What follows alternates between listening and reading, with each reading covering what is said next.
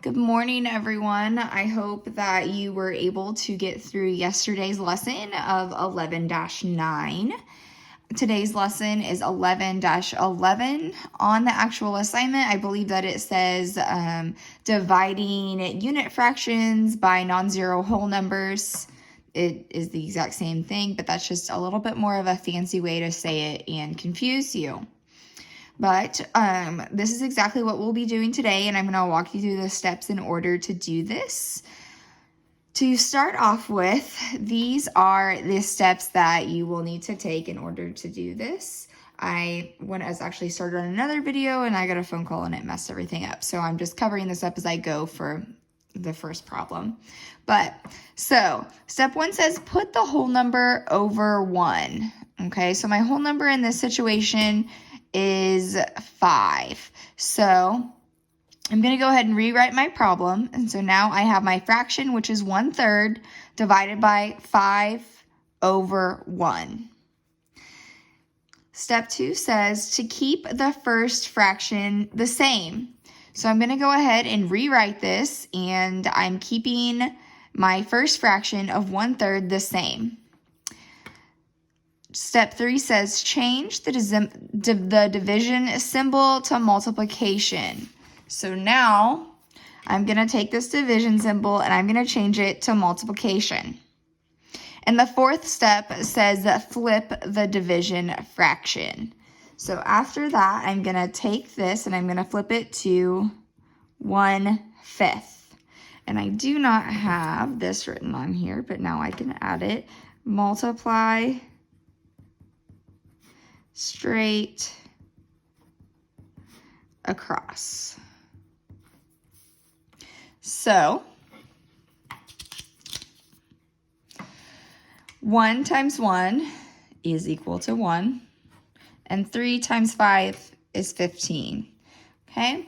Some of the students may be asking, well, do I need to simplify this? All the answers on their assignment today will be 1 over another number. So if they're getting another answer besides 1 over a number, it is incorrect.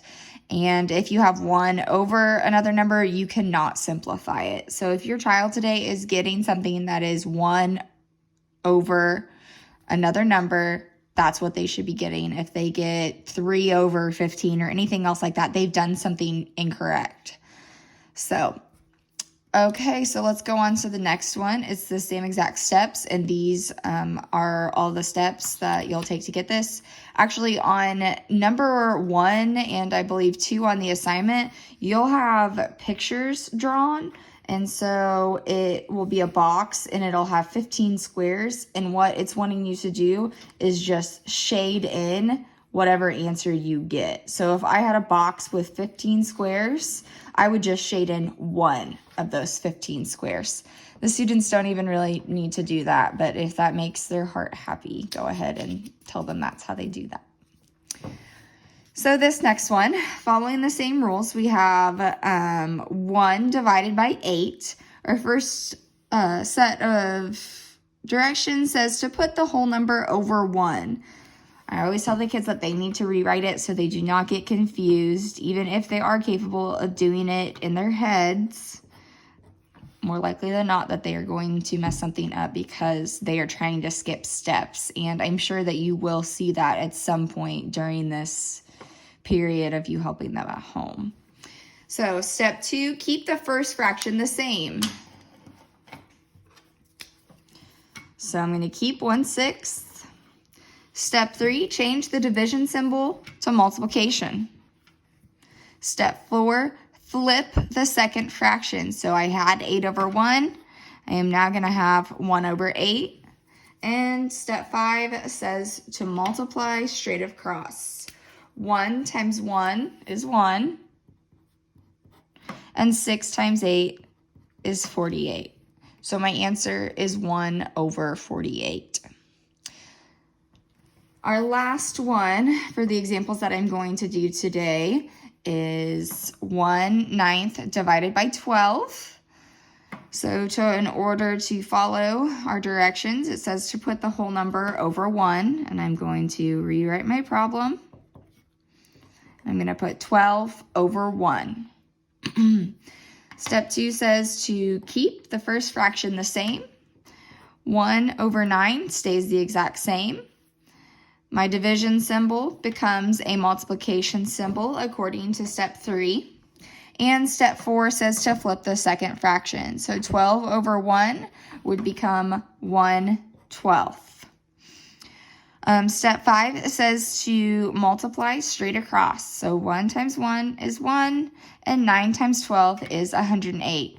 If your child is struggling with the bigger numbers and not remembering their multiplication facts, they do know strategies in order to answer that. If they were to need help with 9 times 12, they would need to write it out, such as 9 times 12, and multiply it. They also have different strategies they can do of adding 9 each time. So 9, 18, 27, and so on until they got up to 12 times that they would do this. So they do have different strategies if they are still struggling with their multiplication facts. I highly suggest that if they are doing that and you have the time at home right now, I would have them get onto MobyMax Fact Fluency, and they know exactly what that is and how to access that. If they are needing help with their username, login, school code, any of that, send me a message and I would love to get that for you. So, the other thing that you can tell them after all this in order to remember,